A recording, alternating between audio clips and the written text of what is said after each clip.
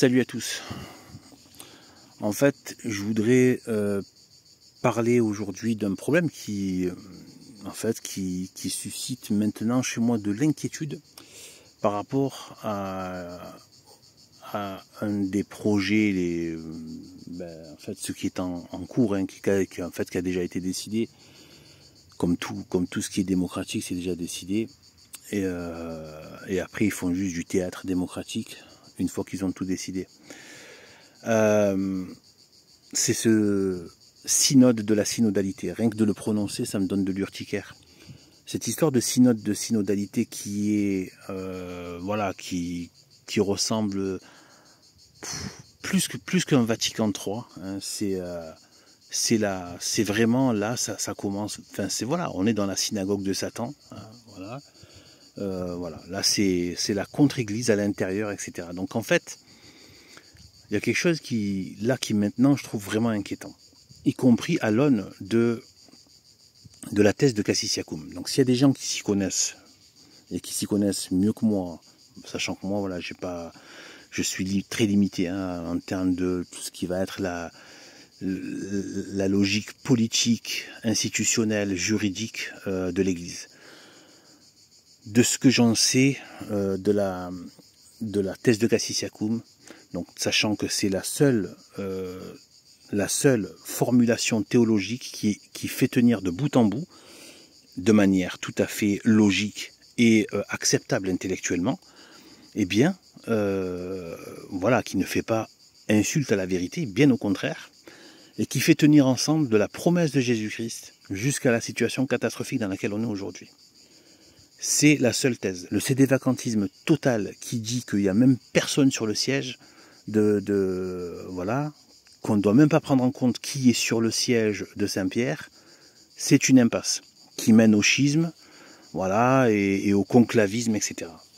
Alors qu'en fait, qui n'aboutit sur rien, justement parce qu'il n'y a pas de pouvoir de juridiction. Et tant qu'il n'y a pas de pouvoir de juridiction, eh bien, il ne peut pas y avoir de véritable élection d'un pape vraiment qui a une envergure universelle.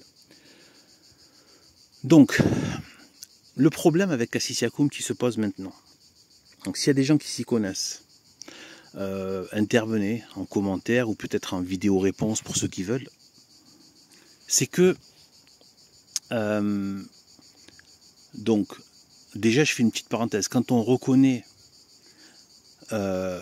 qu'il y a quelqu'un sur le trône de Saint-Pierre, en l'occurrence la crevure de Jean-Paul II et l'ordure de Bergoglio, et tout le réseau d'ordures qui ont fait ce putsch, eh bien ce qu'il faut savoir, c'est que on ne leur reconnaît aucune légitimité papale. Rien du tout. Bien au contraire, ce sont des imposteurs. Mais je vais donner un petit exemple. J'ai parlé de putsch, c'est ce que je pense, de toute façon, c'est ce qui s'est passé, c'est un putsch, puisqu'il y a eu des loges secrètes, des loges maçonniques, des pouvoirs occultes, qui ont travaillé à infiltrer et à orchestrer notamment de fausses élections pour prendre possession du pouvoir à la tête même du Vatican, et ça s'est fait sur plusieurs décennies, voire peut-être sûrement quelques siècles, peut-être 2 siècles ou quoi. Eh bien en fait, c'était le but, leur but à atteindre derrière. La révolution maçonnique de 1789 n'a été qu'une étape déjà donc on voit bien que c'est le pouvoir matériel qui les intéresse. Donc ils ont pris le pouvoir matériel, ils ont enlevé les obstacles du pouvoir matériel qui était la royauté et tout ça, sachant que ce sont les rois eux-mêmes, depuis Philippe le Bel, que j'appelle le lait, eh bien, qui ont été les premiers prévaricateurs, les premiers démons de l'apostasie.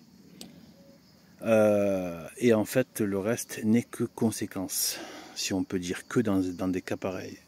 Eh bien, ensuite, eh bien, voilà, donc il y a eu, voilà, et ensuite ça a été donc de viser le Vatican même. Et ils y sont arrivés jusqu'à, voilà, ils l'ont fait déjà, ils avaient déjà bien infiltré. C'est pour ça que Saint-Pédis le critiquait déjà, il avait déjà bien vu toute cette lèpre se répandre, l'air de rien et tout ça, sous des soutanes, des lépreux dans des soutanes qui ont mis la soutane pour mieux agir, comme les serpents qui prennent l'image du décor pour mieux répandre sa lèpre. Eh bien voilà, donc il y avait ça, donc ils ont fini par le prendre. Alors du coup, quand ils l'ont pris ce pouvoir de manière illégitime, et parce que ça s'est fait dans le secret, ça s'est fait dans la perfidie et la manipulation et donc dans la malice. Eh bien c'est donc un putsch, un coup d'État. Quand il y a un coup d'État, un tyran prend le pouvoir. Est-ce qu'on peut dire qu'il n'y a personne sur le trône? Non, il y a quelqu'un. Est-ce qu'on peut dire qu'il n'y a personne à la présidence, etc. Il y a quelqu'un. Il a bien le pouvoir matériel. Il a bien matériellement le pouvoir.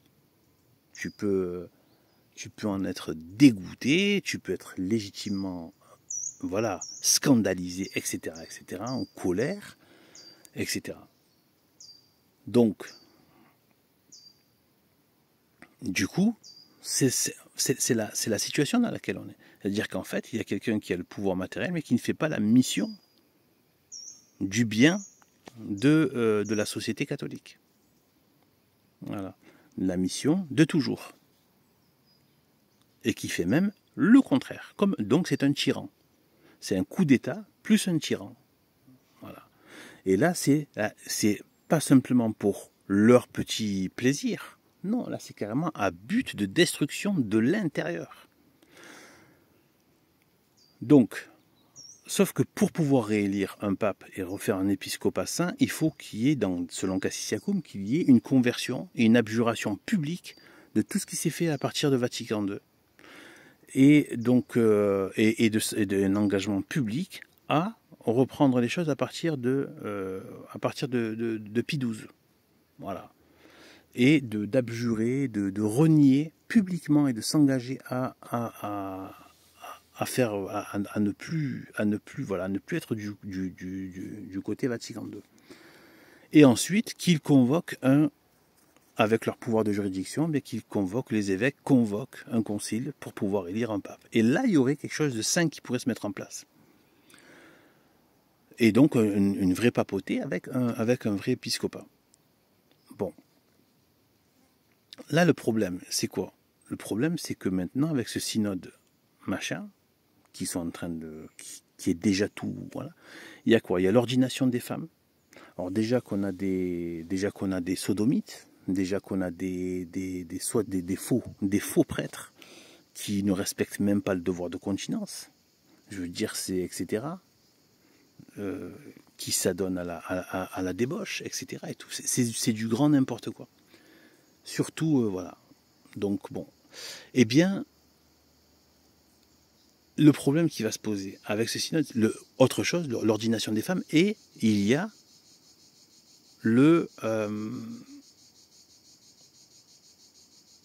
la pire, je veux dire, là, pour moi, c'est le coup de grâce, c'est-à-dire, coup de grâce, j'ai pas très envie de dire ça, plutôt le coup pour achever.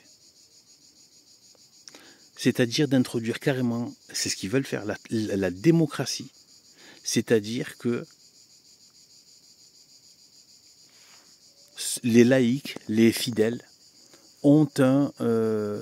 participent démocratiquement à la vie de l'institution, au choix institutionnel, etc.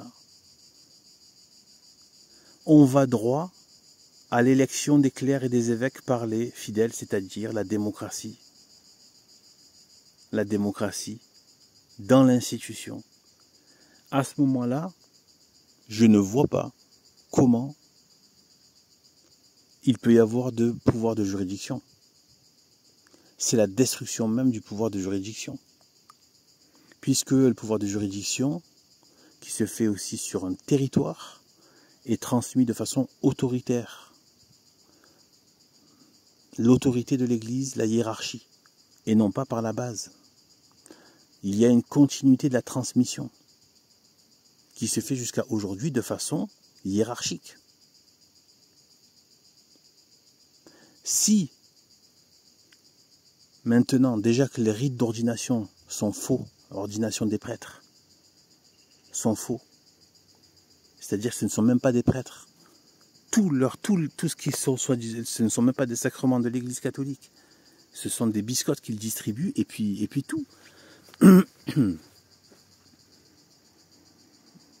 Tous les sacrements, sauf quelques-uns, parce que voilà,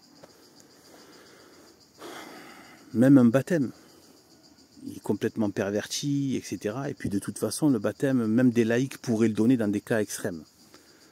Même un laïc, même dans un cas extrême, même un simple fidèle peut baptiser. Dans un cas d'urgence, etc. Donc voilà. Mais, qu'est-ce qui se passe là? En introduisant la démocratie même dans le pouvoir politique, eh bien, je ne vois pas comment... c'est-à-dire que le pouvoir de juridiction aurait été attribué par le peuple, par les fidèles, par des laïcs. Donc, ils n'ont même plus de pouvoir de juridiction.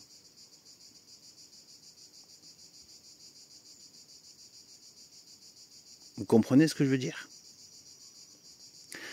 Quand on connaît le vice un petit peu comme je le connais au niveau de tous ces processus de la lèpre et de la perfidie du vice des gauchistes, etc., on sait très bien qu'ils ne vont pas s'en arrêter là, puisque leur véritable but, c'est le but de l'antéchrist, c'est d'effacer toute trace, j'ai bien dit toute trace, de christianisme, de catholicité dans ce monde.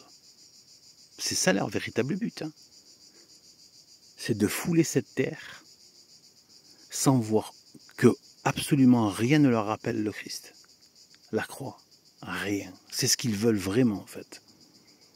C'est ça qui est en travail. C'est ça le monstre qui est en travail dans les entrailles de Satan et de tous les humains qui sont au minimum des demi-démons. C'est-à-dire qu'ils ont des liens tellement étroits avec des démons, avec l'action démoniaque, qu'ils sont des demi-démons. On a affaire au minimum des demi-démons, voire des trois quarts démons. Véritablement. Ce sont des actions démoniaques qui passent par des vecteurs humains.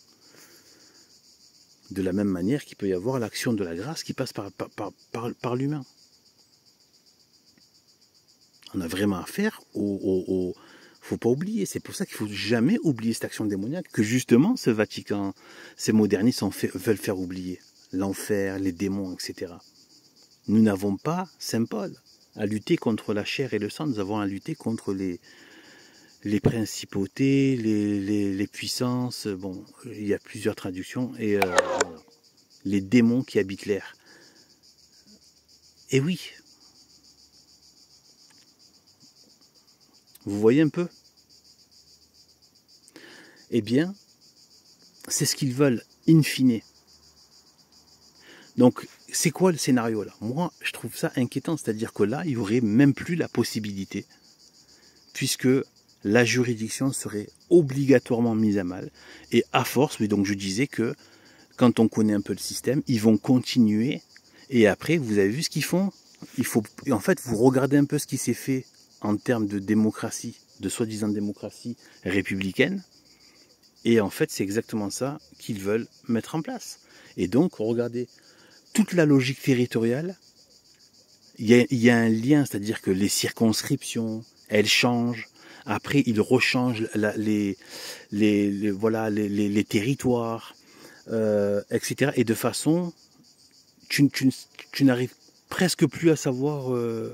En fait, même le territoire devient presque virtuel. Vous savez, c'est ces histoires de communautés urbaines, communautés d'agglomération, communautés de communes, les établissements publics de coopération intercommunale, etc. Tout ce genre de choses. Toutes ces collectivités territoriales, en fait,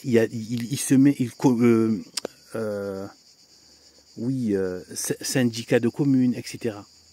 En fait, il peut y avoir, si vous voulez, à terme, des espèces de des espèces de syndicats d'églises, des groupements d'églises. Vous voyez ce que je veux dire? Il n'y a même plus de juridiction, en fait. Il n'y a même plus de logique de territoire.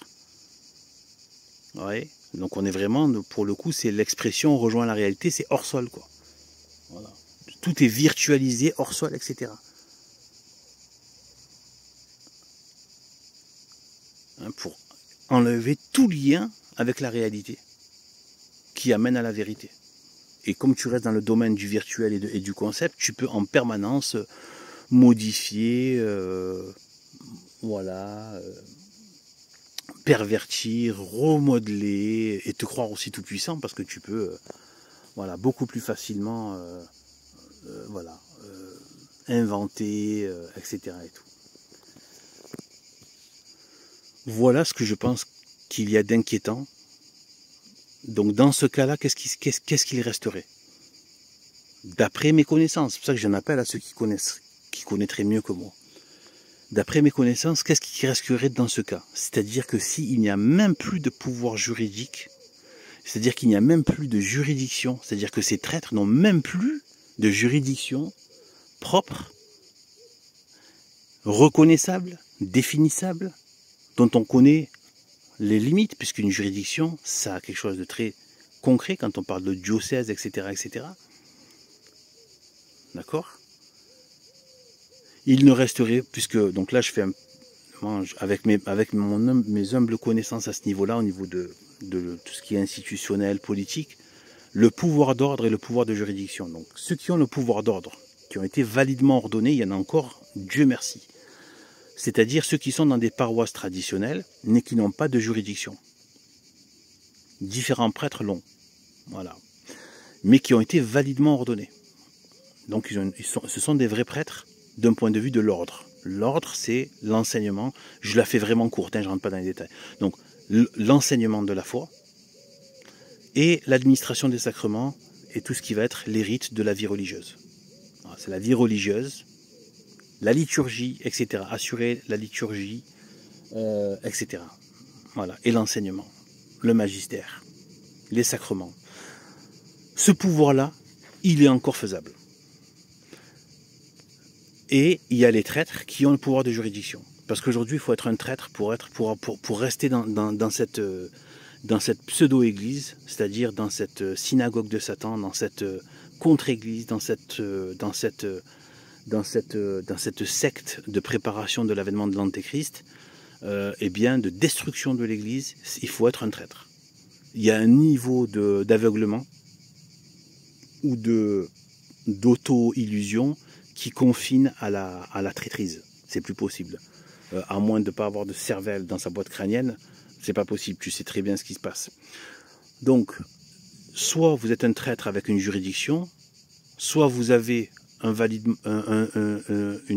prêtrise, un ordre valide, c'est-à-dire que vous avez vraiment, depuis Saint-Pierre, avec toute la lignée de Saint-Pierre qui est traçable, une véritable traçabilité, grâce à certains évêques, et qui ont continué jusqu'à aujourd'hui, qui continuent d'ordonner des prêtres et des évêques, et donc on a des prêtres et des évêques, et donc ce qui risque de se passer, c'est que, eh bien,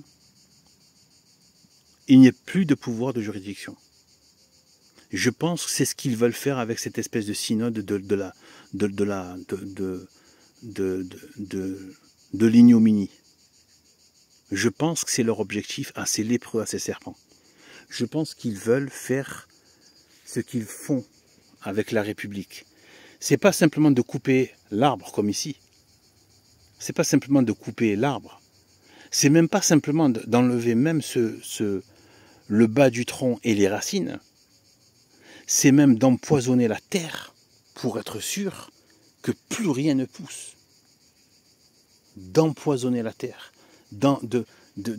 d'enlever toute irrigation, que ça devienne bien dur et que plus rien ne pousse.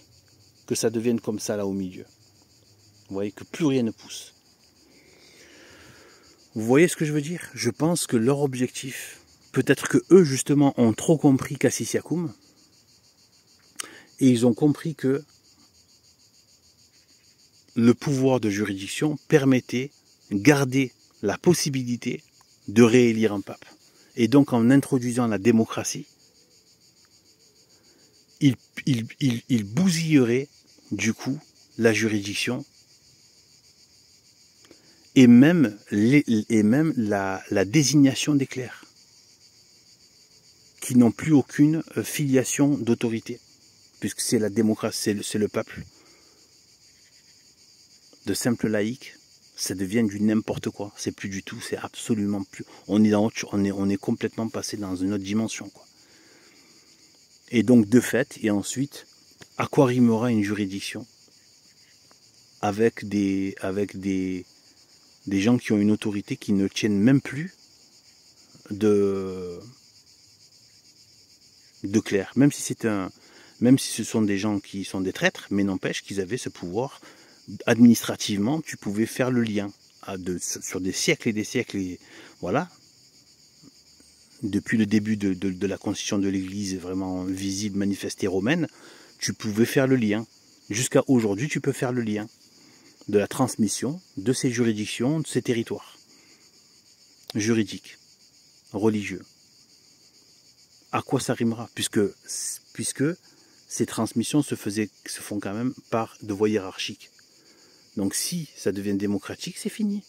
Et après, comme je vous ai dit, la démocratie va appeler quoi? Va appeler le hors-sol, va appeler justement la déterritorialisation. Regardez ce qui s'est passé avec la soi-disant France, mais en fait c'est la République maçonnique et l'Europe. C'est la destruction des frontières. C'est la déterritorialisation en fait. Vous voyez? Donc je pense que c'est ce qu'ils veulent. Eux ont peut-être trop compris justement Cassisiacoum, et ils veulent à mon avis détruire le pouvoir de juridiction en introduisant la démocratie, l'ordination des femmes. Donc de fait, elles ne peuvent pas avoir de pouvoir, elles ne peuvent pas élire un pape selon la tradition, etc., etc. Des évêques femmes, donc ils ne peuvent même pas élire un pape légitime parce que ce sont des femmes. Je pense qu'ils veulent détruire le pouvoir de juridiction. Voilà mon propos. Et c'est ça qui m'inquiète. Qu'est-ce qui se passe si on peut réfléchir dans ces conditions? Qu'est-ce qui se passe si jamais ça se produit? Il va rester plus que le pouvoir d'ordre, c'est-à-dire des paroisses, comme on les voit maintenant avec l'IMBC, avec Monseigneur Sanborn, avec voilà, comme l'abbé Jacquemin, comme même s'ils ont des embrouilles entre eux, hein, voilà.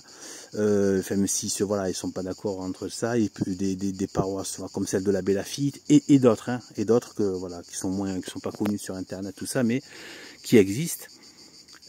Et voilà, donc il va rester que les pouvoirs le pouvoir d'ordre, mais sans la possibilité de se redonner un pape.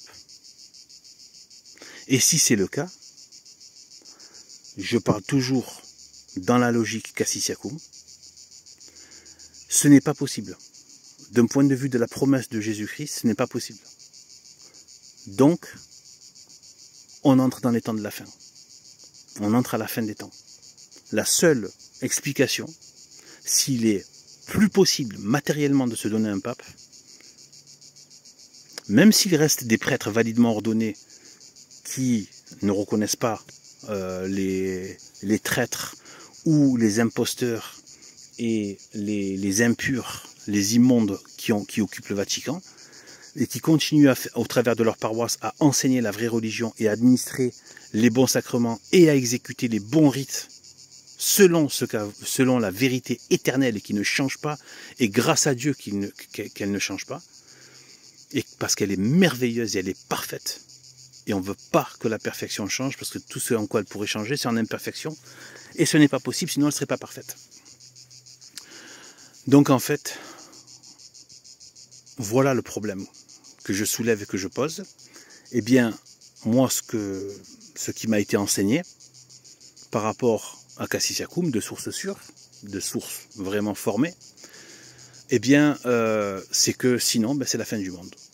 Enfin, la fin des temps plutôt. Pas la fin du monde, mais la fin des temps. Là, ça veut dire qu'on est vraiment entré dans la fin des temps, et que donc, il faut penser de manière eschatologique. Voilà. En gardant au maximum des prêtres validement ordonnés pour assurer un minimum, accompagner l'Église restante dans cette fin des temps. sans possibilité de se redonner un pape. Ce qui correspond beaucoup plus du coup à l'eschatologie, puisque Dieu lui-même a dit, a évoqué la chose en parlant des faux prophètes, qui sont aussi des faux prêtres, qui sont aussi donc les loups déguisés en brebis, le pasteur qui est frappé et le troupeau qui est dispersé. Il nous a même été dit dans les Écritures qu'il prendra le trône, donc impossibilité. Il s'assiera sur le trône de Dieu. Donc, sur terre, bien sûr, hein, voilà, dans le sens où vous avez compris, dans l'église matérielle, dans l'église, voilà, manifestée dans le monde sensible, dans l'institution. D'ailleurs, le siège de Saint-Pierre, eh bien, ça veut bien dire qu'il empêche. Si l'Église nous a dit depuis le départ que c'est ce qu'il va, c'est ce qu'il veut et c'est ce vers quoi il va, et que l'Antéchrist prend effectivement le pouvoir, eh bien il va absolument empêcher toute réélection d'un pape. Vous voyez ce que je veux dire? Donc, ça veut dire qu'on est dans les temps de la fin. On est vraiment à la fin des temps. Voilà. Donc, le côté ce à quoi on peut s'accrocher de manière solide, de manière tout à fait sans aucune, c'est pas des fariboles, voilà, c'est pas des trucs tirés par les cheveux, au contraire. Eh bien, c'est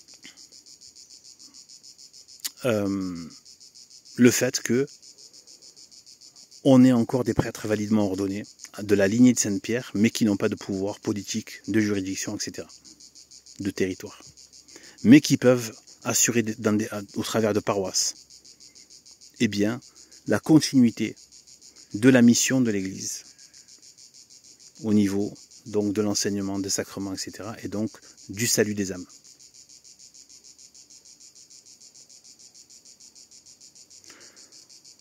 Voilà ce que je voulais dire par rapport à ça. Voilà, selon les réponses que je pourrais avoir, si jamais il y a des gens qui ont des idées, des connaissances et des analyses là-dessus, voilà, peut-être que je ferai encore des réponses par rapport à ça, si jamais il y a des choses qui me sont apportées, qui me donnent du gré à moudre. Voilà. Donc, sur ce, voilà, mais sinon, écoutez bien, je vous dis une chose, quoi qu'il arrive, voilà, dans le cœur, on est sûr d'avoir au moins des prêtres validement ordonnés. Il y en a beaucoup qui ont été ordonnés, ça se fait encore beaucoup, donc grâce à Dieu, on a encore cette lignée de Saint-Pierre qui est là au niveau des vrais prêtres, des vraies paroisses, et de la tradition, et qui, voilà, et c'est pas pour rien, ça a toujours été la prêtrise qui a été attaquée, qu'il est toujours encore aujourd'hui. Et d'ailleurs, je compte faire une petite vidéo par rapport à l'odieuse vidéo de Laurent Glosy, et de dire à quel point justement cette attaque vis-à-vis des prêtres, etc., montre à qui il appartient en fait. Mais je vais en faire une petite vidéo. Donc pour vous dire, méfiez-vous de tous ceux qui attaquent de manière grossière, de manière qui criminalise et qui veut souiller la fonction du prêtre. D'accord ? S'il y a des critiques, ça doit se faire de manière fraternelle et de manière très respectueuse de la fonction du prêtre.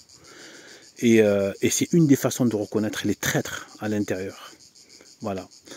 Donc du coup, ceux qui ne respectent pas l'autorité du prêtre. Voilà. Donc voilà. Donc du coup, et l'autorité et la fonction et la mission. Et voilà. Et bien, voilà. Donc, sur ce, voilà, je vous dis, on a quand même cette chance, quand même, d'avoir, grâce à des évêques comme Monseigneur Samborne, etc., eh bien, et d'autres, qui sont, voilà, avec dans l'IMBC, etc., eh bien, qui ordonnent. Et du coup, il y a des lignées qui est tout à fait, voilà, tout à fait, qui peut tout à fait se perpétuer. Et donc on n'aurait plus qu'une voilà, plus que des paroisses donc dispersées comme prévu dans la Bible. Et du coup ensuite, eh bien voilà, impossibilité de se redonner un pape et un épiscopat avec une juridiction. Puisque la rupture juridique et politique a bien été, s'ils mettent ça en place, et bien fracassée. Et donc on est dans les temps de la fin. C'est la seule explication. Et ça correspond aussi à ce qui nous a été prévu, comme je l'ai dit, ce que j'ai dit là par rapport au phénomène eschatologique, et il y en a d'autres. Donc ça tient la route d'un point de vue eschatologique. Mais voilà. Mais en tout cas, voilà. Et bien voilà. Donc peut-être un autre chapitre selon les retours que je pourrais avoir. Voilà. Salut à tous.